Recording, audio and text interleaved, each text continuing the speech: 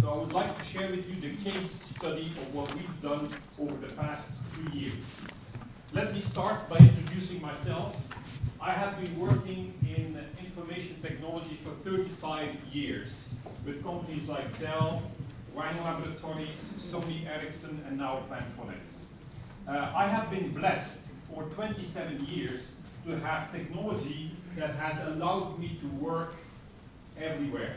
I used my first portable computer 27 years ago, compact, 15 kilograms, yeah, good for exercise. So I have had the freedom to choose where to work and when to work. And this is what this is really about.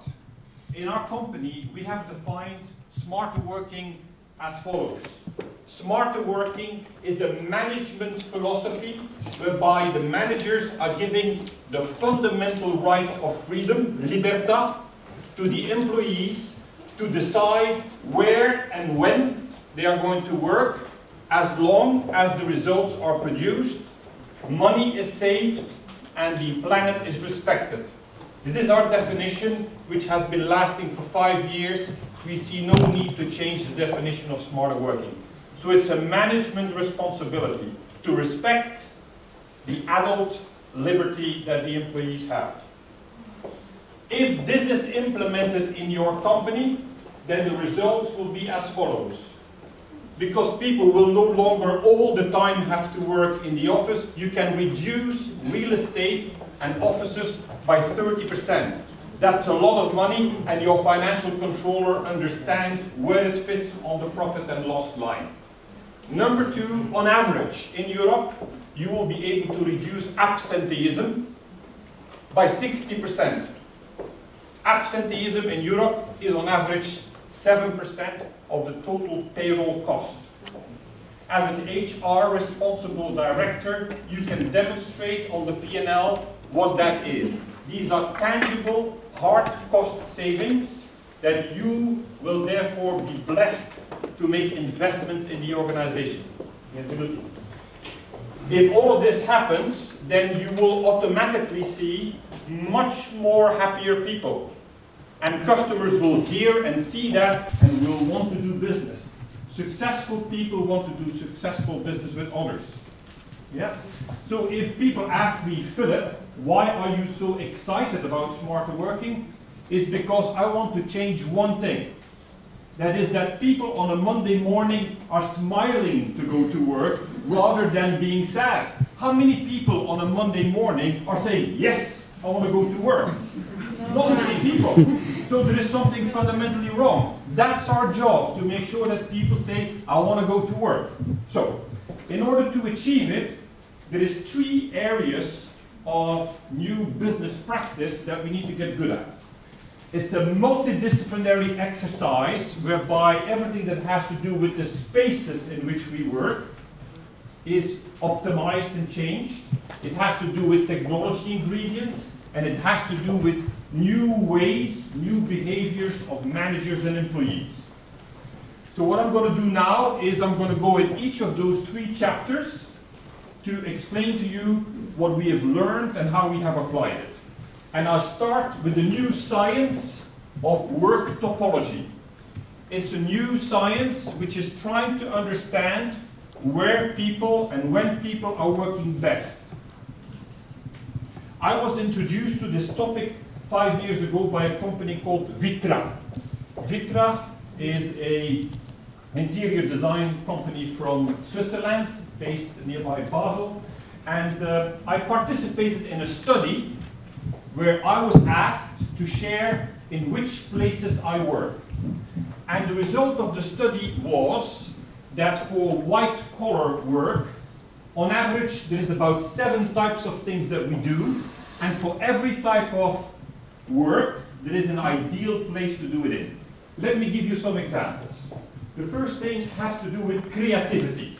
Creativity, yeah? Brain psychologists say that creativity is about combining a lot of things which are already in your head. And it needs a stimulus, a catalyst. And for some people it's music, musica.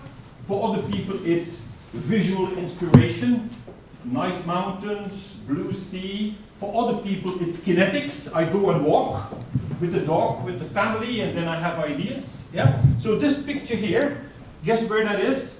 Come on, come on, come on. It's in Italy. You know where it is. Shut up. It's Lago d'Orta. Lago d'Orta. I was there 3 years ago on vacation with my wife, and she is sitting next to me on the pool, and she says, "You are working. I can see it. You are working." I said, "Peace, pace. Yes, I'm working."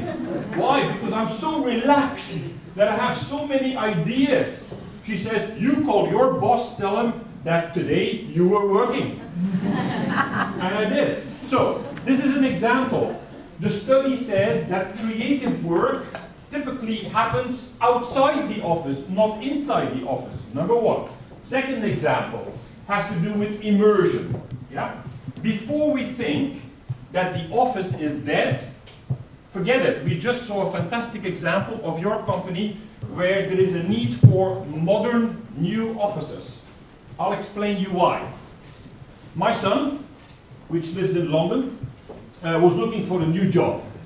And as a parent, I would like to know who he's trying to work for. So he came back from the interview and he said, "Dad, I went to Google on Shaftesbury Avenue and they have fantastic offices. Really exciting, I could see the energy." I said, "Jan, what job are you going to do? Because that's more important than the office." He said, "No, no, no, no, no. For me, as a young person, the space in which I'm going to work is very important. I want to have an open plan office where I can see how the people are discussing. I want to see the products, the customers. I want to see the management game, the Muppet Show, so that I understand how everything is working. If I get a new job and they send me home, I cannot learn anything. So new people need to have a modern office where they can see how the culture as the company is transpiring." Number two, a third example. Third example has to do with re-energizing. It is proven that it's impossible for human beings to work 2 times 4 hours in one row. It's impossible. We need to accept that people have to re-energize during the day. So there is nothing wrong with a siesta in Spain.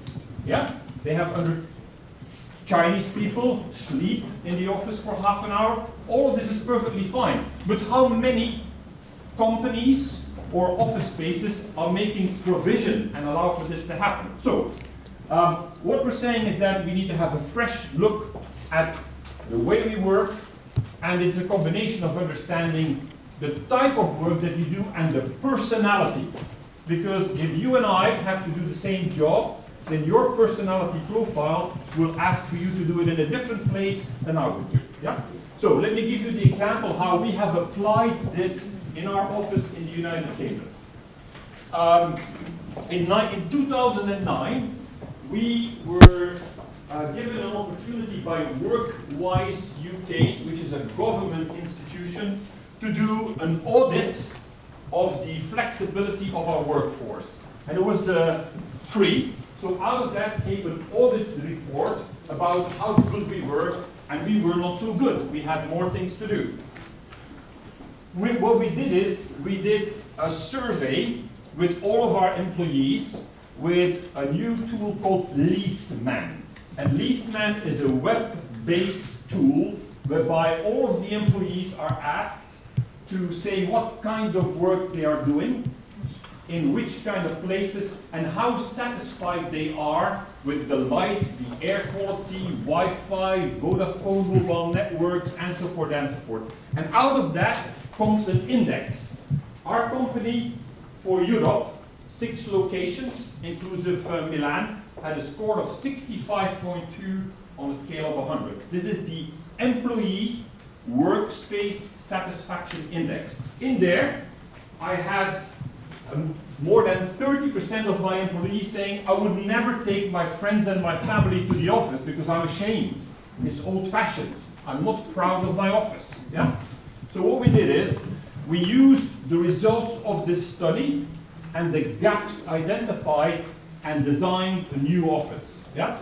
At the same time, in the UK, there was a book published called New Demographics, New Workspaces, which identified the big problems of new offices. Number one, they are poor integration of systems, whereby human business put computers together. And number two, that in landscape offices, the acoustics and the noise is very, very much a problem. It's a bigger problem for older people, because by the time you get 45 plus, your hearing and your sight is much more difficult. In fact, if we're going to have to work from 20 till 70 years old, then half of our working lives, we are handicapped in terms of eyesight and hearing. So it's a hell for old people to work in the landscape offices with poor acoustic environments. So we used the inspiration of this book, because the book by Professor Meyerson says that you need to have more spaces where you can concentrate.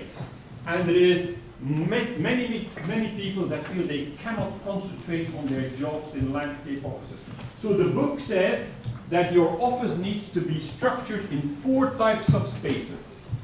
Concentration spaces, like a library, as you gave the example, where it's silent, no phones, no nothing. Then you have communication spaces, where you work on the phone, inside sales, where you have to be very energetic, so that the person on the other side understands and gets the impact of what you say. And then there is collaboration spaces and contemplation spaces to relax. We literally applied the recommendations of the professor. We didn't have to reinvent the wheel. So this is how our offices look like. This is not from a design magazine. This is our office that we opened last year on the 7th of June in a worldwide press conference. Yeah?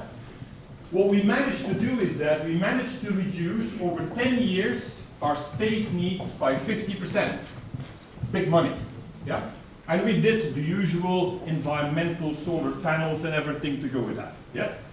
And we did a survey 1 year later, and the employee satisfaction shot up to 84. We are now, this is all data science, yeah, where we are now the best workplace to work in the United Kingdom. And whereas a year ago, people did not want to bring the family, now I had emails from people saying, we would love to take the family to our office. So my wife, which has not been working for 20 years, said to me, wow, this is a different place to work. Can I come for 1 or 2 days for free to come and help? Because there's a lot of buzz there. Yeah? So this is the change. So we then had a little protest. In Amsterdam, I have a contact center. Yes, where people are sitting on the phone. And we had decided not to apply smarter working there. And the new boss, somebody from Nike, an operations director, says, I protest. This is discriminazione. I want smarter working for the contact center too. Yeah? People that can work as a contact center agent from home. So we did an experiment with home working for contact center agents in Amsterdam, and we won the European Contact Center Innovation Award. Let me tell you what we did. We came up with a new definition of a smarter contact center, whereby the most important thing is not to centralize the people and the technology, but to have centralization around the customer centricity. And there, if you focus on the customer with the right technology every place that you can, that's the most important thing. So, what we did is I asked my IT managers to make sure that my people could work outside in the garden, leaning to a tree, by the use of an iPad and a wireless headset. Yeah? Now it's not ideal because the iPads in the sunshine doesn't work too well. But the point that we're trying to make is that working outside is fantastic. Fresh air, visual attraction, and so forth. Why can we not have more people work outside? So this is exactly what we did. And this is the look of the contact center. How many contact centers have you seen that look like that? No one. No. Here in Italy, if you work in a contact center, it's like, oh, very sorry, you have to work in a contact center, right? So, and then you have big attrition, people there for 1 or 2 years, 60% recruitment every year. It's ridiculous. So let's give people in a contact center the right space. Our people in the morning have to ask themselves, does it make sense to go to the office? If it makes sense because of what you need to do, and you go to the office, that's your choice. So people now are working half the time from home and half the time from the office. It's their choice. We have young people which are living in Amsterdam and which have only one room to live, sleep, make love, cook the meal, and they say it's not the best place to do a contact center job. They would like to come to the office because there is 20 nationalities and beautiful boys and girls. Hallelujah, let them come to the office. Yes. So, but the key thing that we needed to put in place is a piece of technology called unified communications, where you can see if somebody is available at a distance. Yeah? Unified communications is like Skype, yeah? Where you have a little color, green, orange, or red, that says if the person on the other side is available for you to communicate. And there is editions of that by Microsoft, by Avaya, and things like that. But this is essential because it allows you and your customers to see if somebody is available if they're not all together on the same building. Yeah? So we have opened on the 23rd of May in Cologne our new branch office. So we have a headquarter office, new style. We have a contact center office. And we have a sales branch. We're now working on 3 home office experiments, whereby we have one employee in the company which is building a new house, and we are helping him to think how he can work best from home. Not just in the little office at home, but how he can work in the garden, in the kitchen, in bed, all these kind of things. Yeah? So we are continuing the experiments. So I've talked about the examples about the space, the bricks, work topology. Second topic I want to quickly cover is unified communications. I just described it. Unified communications has been presented in far too complex a way by the IT industry. Unified communications is as simple as Skype. Microsoft has a software called Link. There's many others. So what does it do is, number one, it shows the presence of the people. Are you there? Are you on a computer network? And are you ready to communicate, or do you want to communicate with me? And then after that, you have the automatic gearbox with 5 gears. First gear for communicate is instant messaging.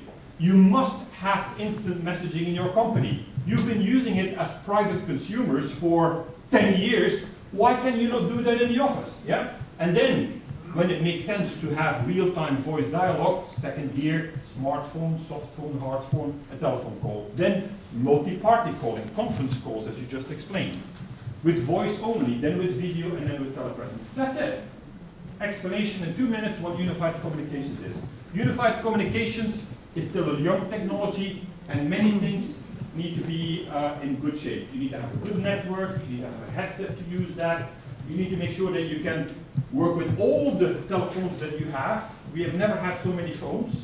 A phone at home, a phone in the office, 2 mobile phones, a soft phone from Skype, from Link. So people all have on average 5 phones. And what we're doing in our business is to come up with one headset that works with all of these phones combined. Yeah? So this is just an example. You can see it when you go out. This is a new headset with sensors in it. When it's on your head, we can communicate to other people that you are ready to communicate with somebody else. And it can be connected with your mobile phone, your smartphone, your iPhone, as much as with your PC for soft phone calls. We have another thing for working from home. This is a smart speaker that can be connected to your landline, to your soft phone, and to your smartphone. And it has a little like microphone that you can clip like that over there, and you can walk around, not having to sit still. It's very important to keep moving, yeah? And this is what this is doing. I'll skip through the other things, synchronization of presence and so forth. The other important thing is we have more and more teleconferences. Who is doing teleconferences? By audio. How many people are doing teleconferencing? Oh, come on. Come on, come on. Come on. You all do conferences, right? You like teleconferences? You like them? No, you don't like them. Why? Because nobody pays attention. Yeah? I mean, they cannot see if you work, so you listen to the slides and then you email at the same time. The gentleman from SAS in the back has been using his iPad all the time during the conference here. So I saw that. So we have a big problem in conferences that there is partial attention. partial attention disorder. Most teleconferences are bullshit. Yeah? There's only 1 out of 4 people which is paying attention because people do other things. So you need more discipline and the right tools for teleconferences. We have a tool called instant meeting. Are all the people on time for teleconferences? Is everybody in time? No. People on average are 7 minutes late on average to conference calls. So as the conference leader, you have to repeat the introduction and the purpose and the people. What a waste of time. We have a piece of software which you can download for free on your Android, Nokia and other phones, and it allows you to automatically get into the conference call in time. So when I now have to do a conference call from the car, I only have to push one button. It says to me, Philip, a conference call starts at 10 o'clock. You ready for it? I say join, and then it finds the least expensive telephone, like an Italian number here. Then it keys in the code and the PIN code and puts me in automatically. And if the Vodafone or Wind call drops off whilst you're driving, it automatically puts you back in. So this is an overview of the tools that we have. We would like to finish off on the third topic, which has to do with human behavior. So, what is the challenge of this new way of working is that we will no longer be together all the time. Because you will choose to work from home in the morning, whilst I'm going to the office. So therefore, we need to make sure that we can virtually collaborate in this dispersed way of working. What we have seen, and this is research that we've done on home working, is that if you only communicate with your voice, it's not easy, because a lot of aspects of communication are gone. Let me explain. Human people communicate with their body. The reason why I'm here walking around is because I know that my body is doing 55% of the talking. The content of what I explain is only 7%, and my tone of voice is punctuating what is important and therefore keeping your attention. But if the body is not there, imagine that I would be communicating with you through a conference call, then suddenly the body cannot talk, and now the voice is suddenly 80% of what's happening, and the content is a bit more important. This is the new reality of human communication. Your voice is very important. So who in this audience has had a training on speech impact? 1, 2, 3, 4, 5, not bad. 1 out of 20 people. Because voice, keep in mind, if you are working white collar, then which muscles are you using in the body? Which muscles? You use the heart. Yeah, the heart is a muscle. If the heart doesn't work, you're dead. Yeah. The second most used muscle is the vocal cords. Vocal cords. You will be using this because you talk for several hours during the day. So do you go to the voice gym in the morning to exercise? Do you sing? Italians, do you sing in the shower? You have to sing in the shower. Yeah. You should not drink milk in the morning, because if you drink milk, it gets very sticky. It doesn't work anymore. So all these things we have integrated in a new course called Speech Impact. Once you have the right tools and the right network, Speech Impact is important. And this course is explaining the basics about the human voice. Number one, if you want to communicate well, you have to stand up, because there is more air in your airbag, your lungs. Yeah? So if you are doing a job in a contact center and you sit down and you want to sell something, it doesn't work. You can hear in a distance, actually you Italians, I always watch you in the airports with the telefonino and gestures and things like that. You do this all the time. So use your voice as it should be. The second thing is you have to use 4 strings to the human guitar. The 4 parameters are the power of your voice, decibels. Yeah? When you think that you are too loud, you are just about loud enough. Number 2, you have to sing, the tonality. Then you have the pace. When I say something fast, you pay attention. When I say something slowly, you know I emphasize something. But also on these virtual calls, you need to know when to stop talking. Because if you don't stop talking, the other party cannot ask a question.